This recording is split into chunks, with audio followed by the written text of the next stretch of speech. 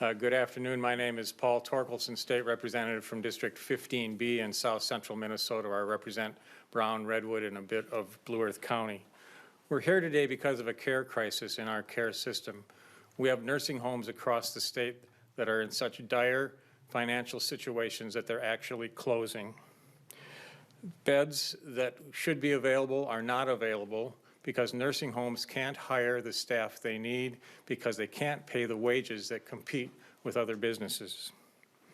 Thousands of potential nursing home residents are being turned away because there's no place to put them.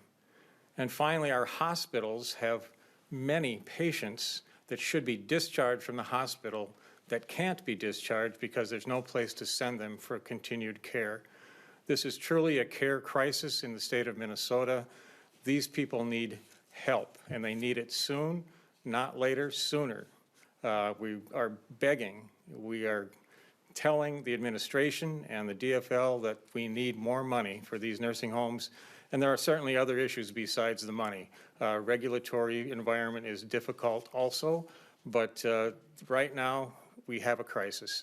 We have nursing home people here from all over the state, and we're going to have a few of them speak to you. First up is Candice Schupp from New Ulm.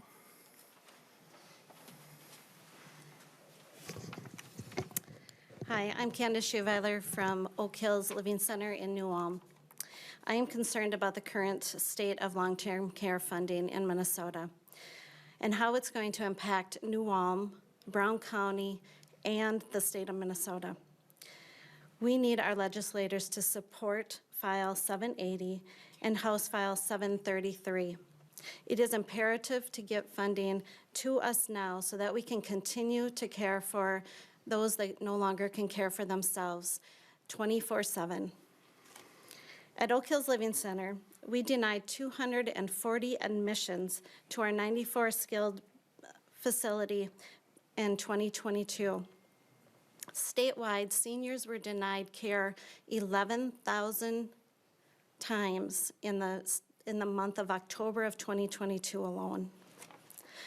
The most significant and solvable problem is that's causing access denials in our hospitals are the care providers. We need to start dedicating livable wages to our care attendants. There are nearly 20,000 positions open statewide. Skilled caregivers should be treated as professionals. These skilled caregivers have a lot of responsibility. We are one of the highly regulated industries in the nation. We deserve to be recognized for that and to be reimbursed and paid well for that. We recently lost 3 nurses to temporary staffing agencies due to higher wages. We paid for these nurses to go to receive their nursing degrees and are now not able to retain them due to the low wages. Let's invest in our own people. So we can have some consistent staffing and wages that they can feel good and valued and appreciated in their communities. We would see better outcomes. We would have better, well-nutritioned people because they're getting 24/7 care. In the state of Minnesota, nursing home rates are set according to the Medicare and Medicaid cost reports. And this is submitted every year.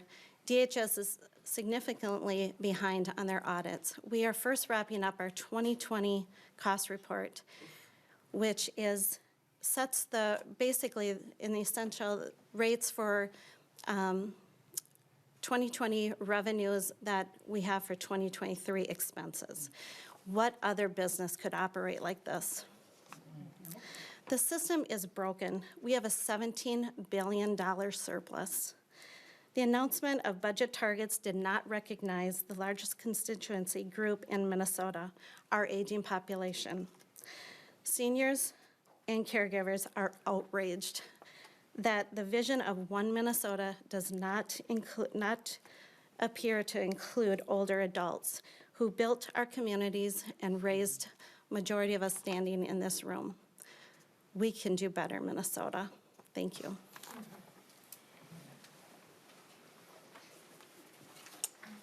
Hello, I'm Peterson DeVries, and I represent St. Francis Health Services of Morris, and I echo the statistics that Candice has shared with you today. We are an organization that has 13 nursing homes, 8 assisted living, and close to 70 group homes. Our 13 nursing homes are around Minnesota. We have approximately, in 2019, we had 2152 employees. Today we have roughly around 1,800.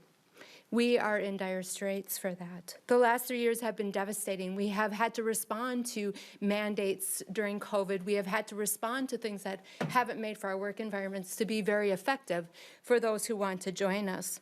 We have used every bit of our excess cash in the last 3 years to provide and support our nursing home staff, and it's not enough. We see the budget projections of over $800 million. We think everybody looks at that and believes that it's enough. But it's not. That, as Candice pointed out, is based on past costs that we have paid. The idea that staff are making $19 an hour is a misnomer. That is not accurate. That includes wages, bonuses, and everything that we have thrown at people to just be able to stay and take care of our elders. It is not what it is today, and it is not something that is sustainable. As I said, our own organization has stuck every resource we have in order to try to improve the caregiver wages and to improve those that are coming to our organizations. Our residents deserve excellent care. 12 of our 13 care centers are losing money, and the majority no longer cash flow. When Representative talked about facilities closing, we don't believe that that's going to be us, but nobody knows, because we can't keep on this trajectory. It's not sustainable. We don't receive rates that reflect our costs until over 18 months after they are spent. We don't receive an inflationary increase, which really then, if you look at what inflation has done, go and buy a gallon of milk or a loaf of bread, or try to put gas in your car. All those expenses impact us in the nursing homes, and yet no ability for us to raise rates in order for us to be able to address immediately. In care centers, all of our rates are set by the state of Minnesota, private or Medicaid. We can't change more when current costs exceed our current rates. We need an adjustment to our rates that's permanent to reflect the higher costs that we've already incurred. I plead that we be made whole, that we look at the losses that we had due to COVID and due to residents not coming into our care centers, our nursing homes. I look to be made whole, to look at what the revenue losses of that was and how do we recover. We value our employees and we value our organization. I believe that the values of a community stand strong by where they put their resources. And I ask the governor and the legislators to put resources where our values really are, and that is with the elders. I'll turn it over to Paula. Through the group here. Hello, my name is Paula Reschlow, and I'm CEO of Partner Senior Living Options. I've been in long-term care for about 30 years as a social worker administrator, now an owner-operator, and also own a management company that takes care of a lot of long-term care facilities that are nonprofits. We are in trouble. There's no other way to put it.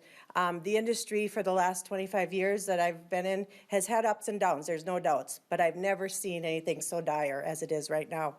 We have, right now, I have one building that has 50% of their nurses' positions open, 50%. They can't run without pool. We're paying our pool agencies 3 times the money we pay our own staff because we're out of necessity. We need help. We need money. We need to make the bottom line whole. There's just no way we can continue to take care of our seniors. It's a personal thing. I run mostly rural communities. We are one of the biggest employers in our communities.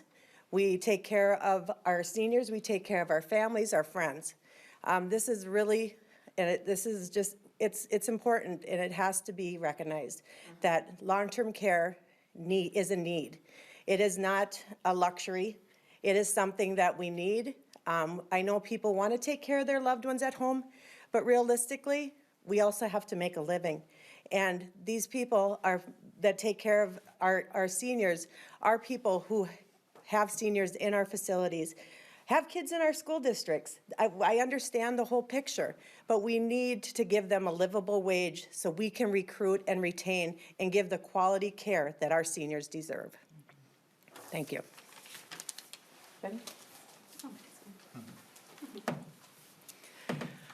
Hello, I'm Jenny Gleason. I'm the CEO of Living Services Foundation, and I'm representing St. Clair Living Community of Mora, which is the only skilled care facility in Mora.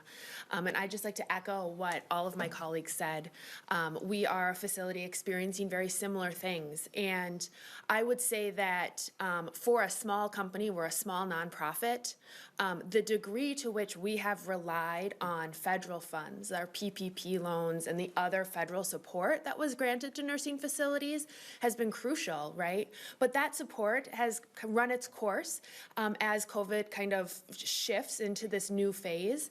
And so now it's time to look at where we are and say, how can we make nursing facilities sustainable going forward? Because right now, that's not the situation that I'm encountering. And our staff have worked so hard for these last few years, and they show up every day and are committed to providing excellent, excellent care. And when they come to me and say, this is what we're seeing at other employers, not in this field, I want to be able to show them with actual dollars how much we value what they do every day. And so that is why why we're asking for this and why we believe it's so important. So thank you. Hi, I'm Representative Natalie Zalesnikar, and I represent District 3B. And I couldn't be more proud of the people that came here today. Caregiving can't happen without care. And Minnesota is one Minnesota, and there's several pieces in this puzzle, but there's a significant piece that's missing. And the piece that's missing is nursing homes. And the piece that's going to affect all of Minnesota is that we have hospitals that are bottlenecked right now, can't discharge people. So without nursing homes, and we have several that are slated, have said they're going to close, and if the banks call notes, if somebody calls your mortgage, I think people know what happens with their homes. It isn't any different in a business atmosphere. So transferring all these seniors out of 300 nursing homes, and that is the only model in Minnesota that predominantly staffs with 24-hour nurses. So while it's great to have home PCA services and home care, we know that 24-hour care in a home costs more than a nursing home. We know that there are many assisted livings that have to discharge to the hospital because there comes a point when there's a care change and they can't safely meet their needs if the hospital sends them back. So if there's no nursing homes and the hospital sends them back to the assisted living, we are going to see negative outcomes because we're not staffed 24 hours a day in those settings. So this is a critical issue for the state of Minnesota. We're here today as one voice. We are one in Minnesota. I think it's heartbreaking to see that we have $20 billion, and yet for the people that built this state and built this country, that had the fortune to live through multiple wars, multiple traumas, left their countries to come here with nothing, that at the end of their life, we are not going to have settings to give them care. I don't know many families that are equipped to take care of the people 24 hours a day, 365 days a year, like the people standing behind me in their settings. And for the last 2.5 years, they have been forced with mandates that have had extreme cost. And so those costs are still happening. They still have PPE supplies they have to do. We still have to do things by COVID positivity rates in counties. And so nursing homes are operating under a lot of mandates.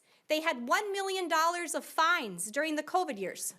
$1 million taken out of their reserves from surveys that, in my opinion, shouldn't have happened. It's unrealistic to think anybody would have positive outcomes at a survey when they knew we didn't have staff. We had to send them home. If they were COVID positive, if they were exposed, we followed the rules. The nursing homes followed the rules. There was 14 days, 10 days, 7 days, and human beings can't be grown in a petri dish. So we are in a situation where we need staff 24 hours a day. We need to pay these people more than you make at a drive-through. And while I love my Dairy Queen cone, If Dairy Queen is shut down, it can open X number of days. We can't do that in our nursing home settings. So it is a critical emergency. And 15% of the people that are 85 and older will need nursing homes at some time. And we have about 500,000 people moving into that lane real soon. And so if that happens, and God willing, they're gonna have the ability to get to 90, you don't have the crystal ball when you have a stroke, when you have Parkinson's, when you have Alzheimer's, when you need total care. And you need a track in the ceiling to lift you, and you need 4 people to lift you. Those models of high care don't always work well in homes or assisted livings or independent living because you need economies of scale. When you need 4 people to lift, you can do it in a hospital. You can do it in a nursing home. So I urge you all to contact your family members and those you know and ask the question, what is One Minnesota? It needs to include nursing homes for your care and your loved ones' care. And I'm on the committee with Representative, who's Chair Knorr, and he's done a phenomenal job in making sure some of the puzzle pieces are in for the state of Minnesota. But having ran 24-hour operations as a nursing home administrator for 30 years, I know what the people are going through behind me, and I know the void of the domino effect this is gonna have in greater Minnesota as well as metro and suburbs. So for that reason, we have to say One Minnesota needs the final puzzle. We need to have nursing homes funded. Thank you for your time. I want to thank everyone for being here today. We'd be happy to take a question or two if there are any, but again, this is a care crisis here in Minnesota. It needs attention, and we are here united in our voices that say, please help us. Thank you. All right. Thank you. Class is dismissed.